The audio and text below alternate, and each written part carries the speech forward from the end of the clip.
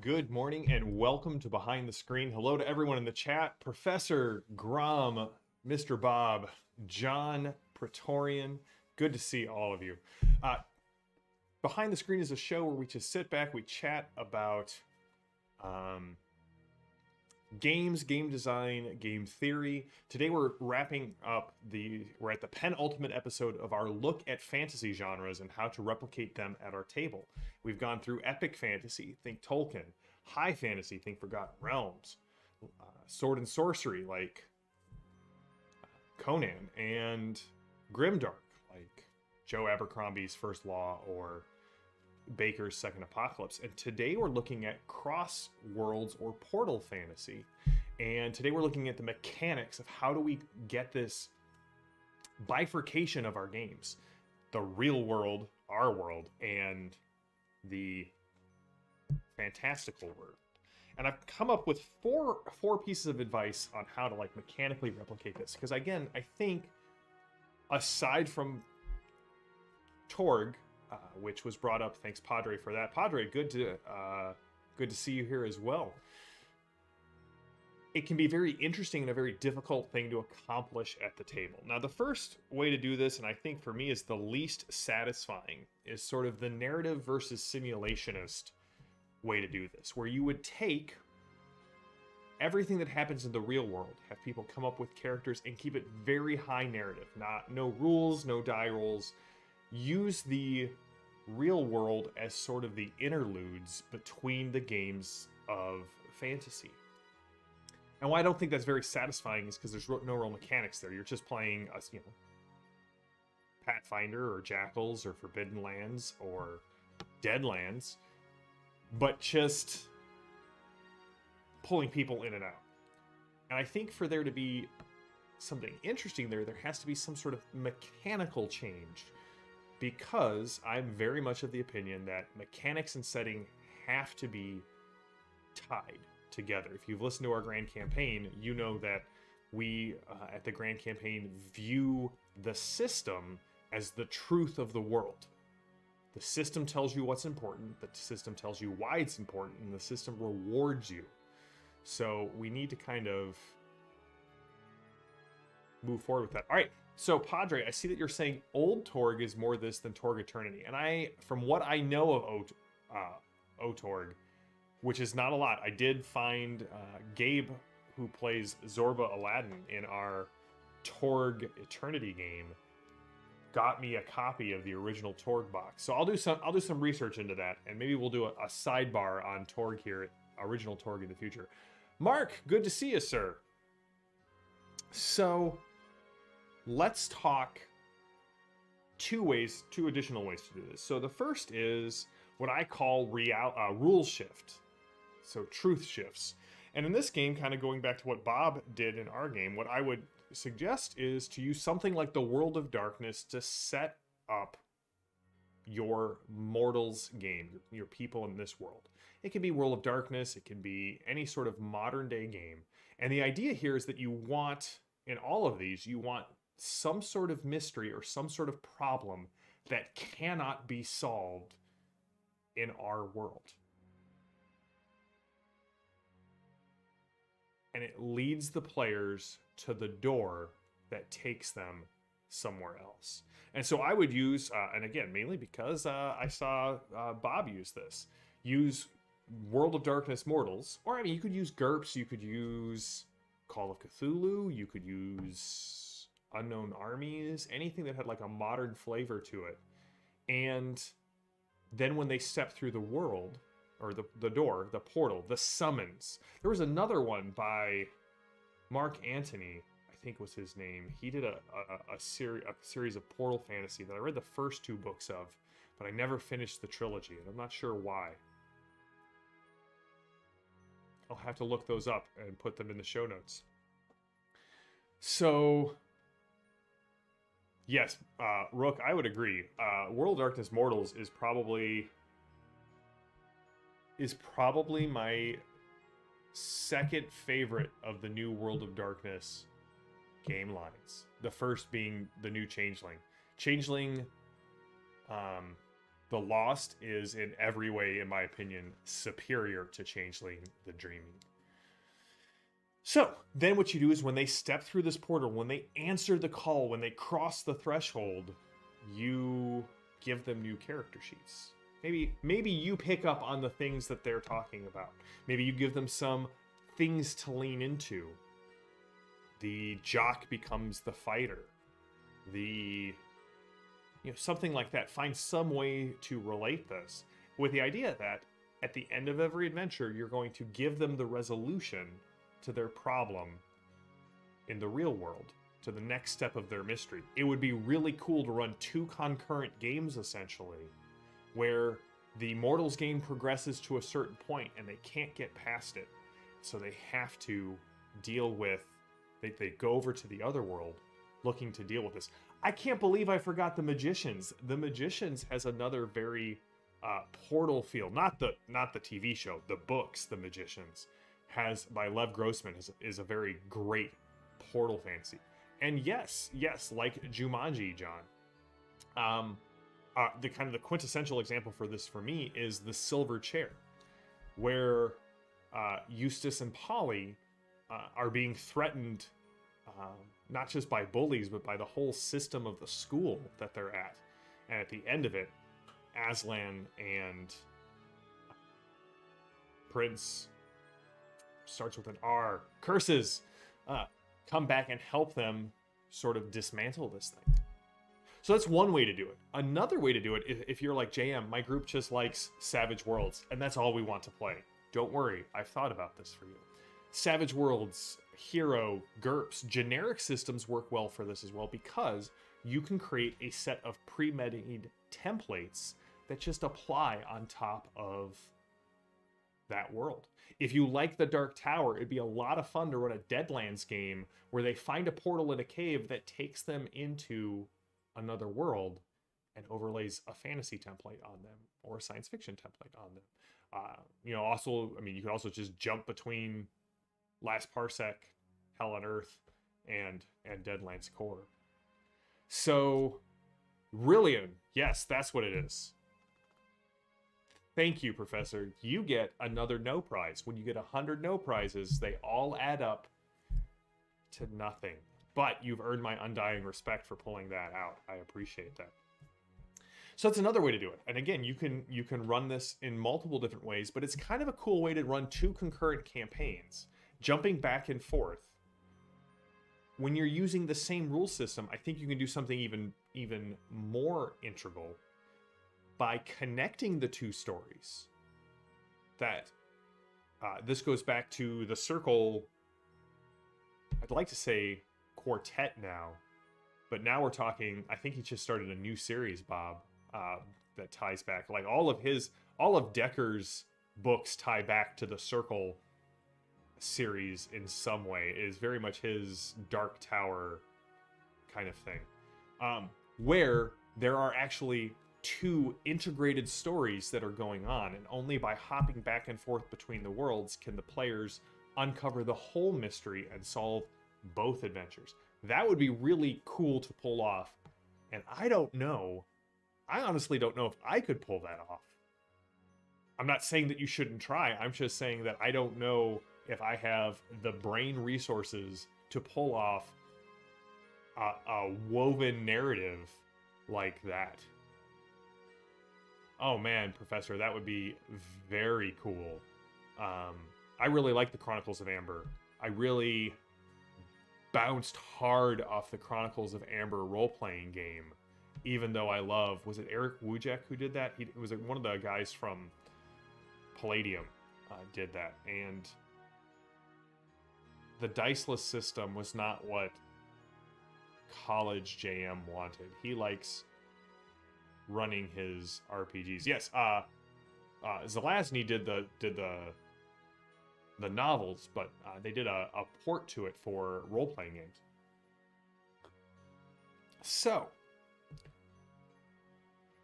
the last way would be to do something like Torg, where you are jumping between realities, traveling across Core Earth. Now, Padre, you may have to correct me if I'm wrong, and obviously Restar or any of our other OTORG fans can do this. But I think in OTORG, there was a lot more transitions between the realities than there was in the current one. Yes, Padre, that was my favorite. Sorry, we're going on a complete tangent. Padre just posted in the chat that, so in the Reign of Winter, which was a great adventure path for Pathfinder First Edition, the only reason I bought it was because in the 4th or 5th book, you actually went through a portal to World War I Russia to try and get Rasputin. And so you had it's sort of reverse Portal fantasy, and the fact that you had fantasy characters coming into our world, which of course reached its peak in the delightful movie Enchanted. And I believe there's a sequel coming out for that. So that would be another way to do it. Find a game system that allows you to have that. Now, I know Torg Eternity far better than I know original Torg, and the way they reinforce this is by the way the world laws change as you move into the different cosms. They reinforce, and the cosm cards reinforce what you are going to expect from that world. But the goal here, mechanically, and we'll talk about this on Tuesday when we get to the experience, the goal mechanically is to cause that shift, that sense of wonder, that sense of the floor dropping out and your players don't know what to expect. Right? I'm always a big fan of telling players that are new to gaming, hey, your character knows more about this world than you do. And in Crossworlds Fantasy, that is not true. Your players are experiencing the world as they experience the world. So whatever knowledge they pull together, that is the knowledge that they have to work from. 2 other examples that I'll put in the show notes. So I'm going to do the Mark Antony. We're going to talk about, so Die is another one. I'm not a big, that author who did that comic, I'm not a big fan of his writing style in Marvel Comics or in Die, but in the interest of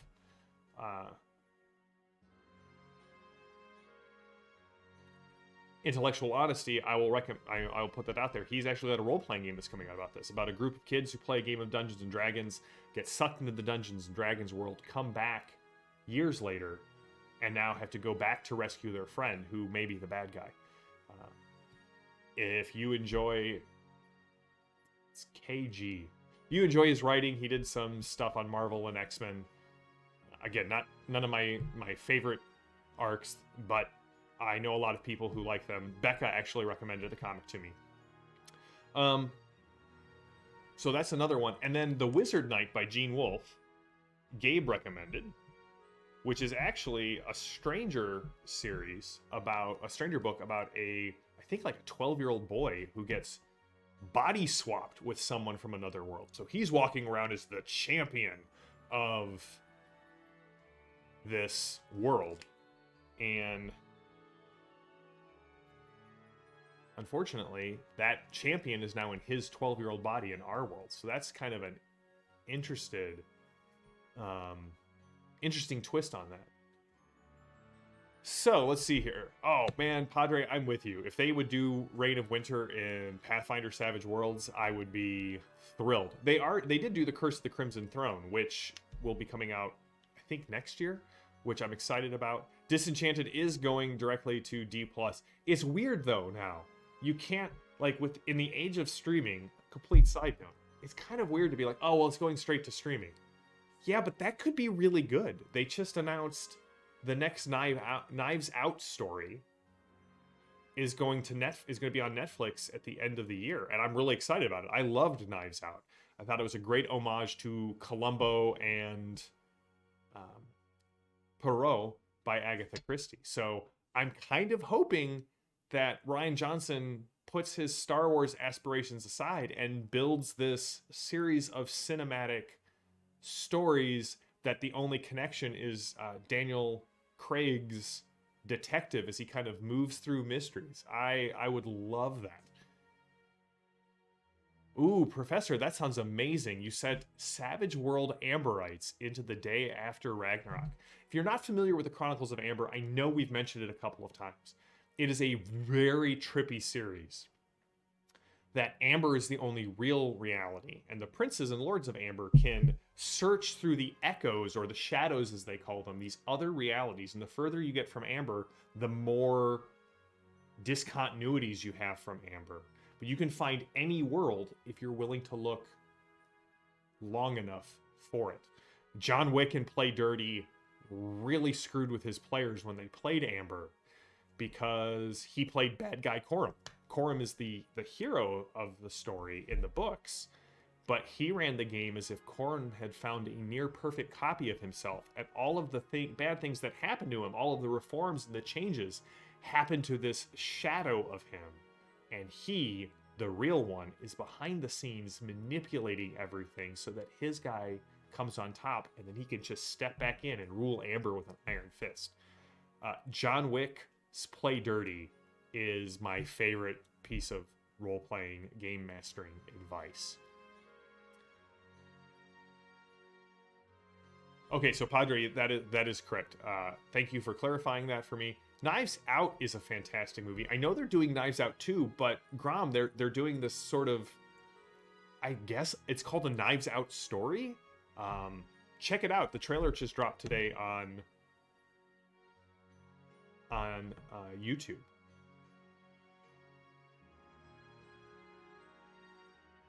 Ooh, I did not realize that Lewis did an unfinished sequel to the space trilogy. That is spectacular. I'm about to read that with my son Zane after we finish the Malorian. We've got one book left in that. So that is what we've talked about today. I realize we've kind of ventured a little far afield. I have some great news. I'm going to be doing a review of a new Chaosium product right around Halloween. I can't talk about it right now, but I'm digging into it. And if you love alternate history, keep that in mind. I'm just going to toss that out there as a little hint. So I can't do the review yet, but I'm looking forward to it. I'm digging into it. We are going to be back on Monday with a full crew. Rook, I'm so glad that you're able to make it to do our postmortem on the Deadlands Horror at Headstone Hill game. It was a ton of fun. I loved playing with this crew. I loved playing Savage Worlds. I'm really hoping we can get a Savage Worlds Pathfinder game in next year. I think it would be a lot of fun to walk through the first part of the Rise of the Rune Lords in Savage Worlds and see how people enjoy that and maybe tune in for that.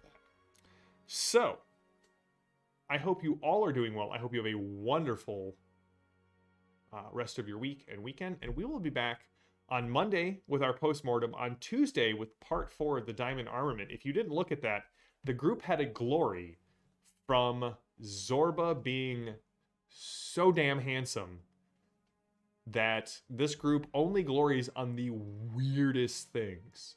Kowalski getting punched in the jaw and soaking the damage with a glory roll, and Zorba smiling and posing for the camera so that he could get the job as Dr. Mobius in this new movie. That's what my group that's how my group rolls. They glory. The Fet 5 is it's a very interesting group. So, we'll be back with that next week. We'll finish up Crossworlds Fantasy next week, and then I'll probably do a review of something fun on Thursday.